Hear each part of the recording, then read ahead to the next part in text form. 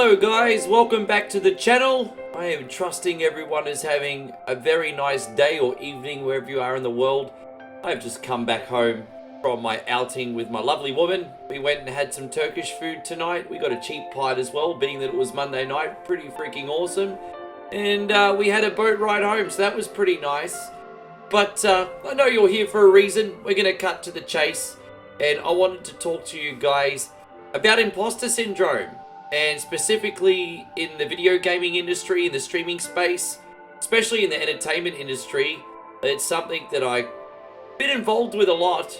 Well, I probably shouldn't say involved with, something that I've experienced a lot. And I think I could probably help people here. It's something that I still struggle with quite often.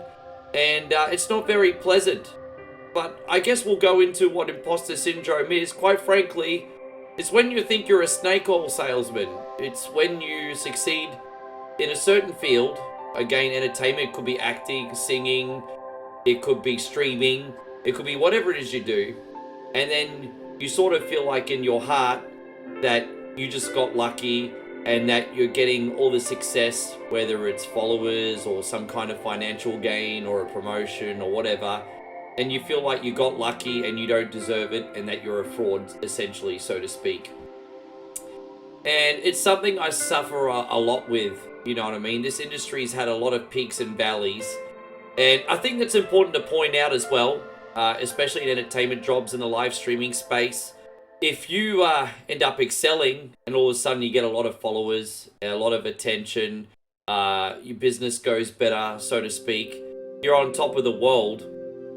And then when you get those dips, which are inevitable in any kind of entertainment, you start to sort of think, well, maybe I just got lucky and I didn't deserve it after all. Maybe I'm not offering as much value as what I think. And I hope I'm articulating myself here, because I think the key word there is value. And this is where some self-awareness can actually be really, really helpful on this topic.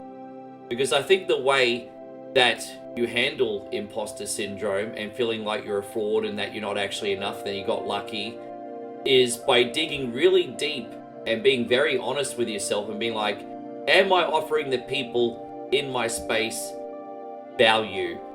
Am I giving them a reason to invest in whatever it is I'm offering, whether it's in a financial sense or a spiritual sense, or whether it's with their time or whatever?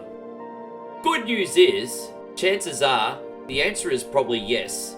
If you've been working really, really hard on your craft and you've been really, really, really pushing and trying to offer something genuinely interesting, and people are coming back every day and they're absorbing what you have to offer, well then I guess logically it speaks for itself, doesn't it?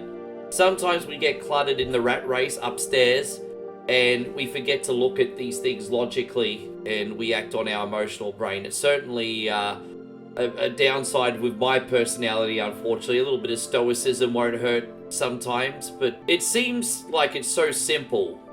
But I think it really is, guys, at the end of the day. Just evaluate whatever it is you are doing.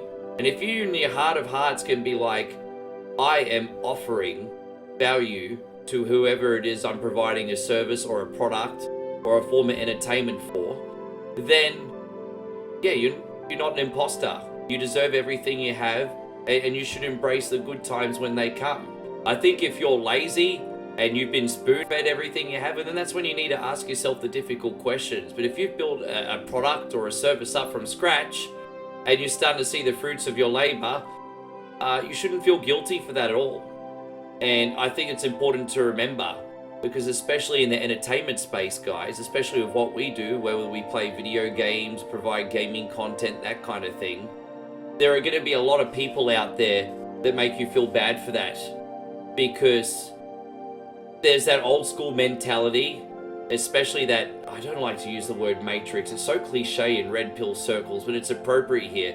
People that are stuck in the cog on the wheel and in the rat race think that in order to be providing value to society, you have to hate what you do. It's almost a very old school boomer kind of mentality, actually. It's like, oh, unless you're shoveling shit or pouring concrete or everything like that for 12 hours a day, you don't deserve to have any kind of success or windfall or anything.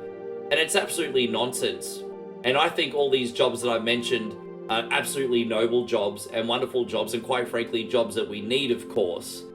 I'm just using those as an example. People think you have to hate or do backbreaking labor in order to be like, okay, I've earned a fair wage. It's not the case. Really, at the end of the day, you just have to know that you have been offering value to someone or to someone's. I hope I articulated myself here. This is something I struggle with a lot, because you will get people that are very, very bitter that you're doing an entertainment job. The reality is, a lot of people that are bitter at what you have, they want to have themselves. And so I guess it's important to have empathy for those people, but also not to let them take your energy away as well. I hope this helps. I mean, I know it just seems like a very short and sweet answer. I know I suffer with this all the time. But if you're really working hard at what it is you do, and people are coming in and they're enjoying it every day, I think you just need to remember that you're enough. Simple as that. Thanks again, guys, for watching.